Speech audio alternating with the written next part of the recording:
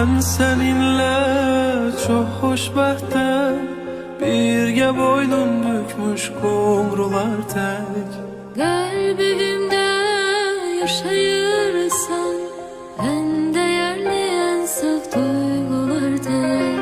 Gözlerinde bir alem var, orada sen varsan orada ben varım.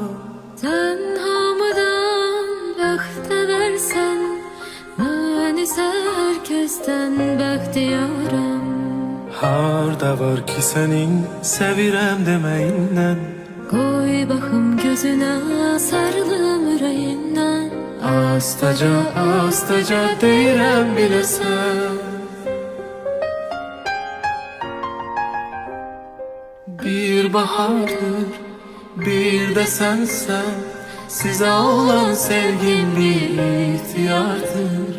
Kalbimizde, ruhumuzda, yaxşı ki dünyada sevgi vardır. Bir bahardır, bir de sensen, size olan sevgim bir ihtiyardır.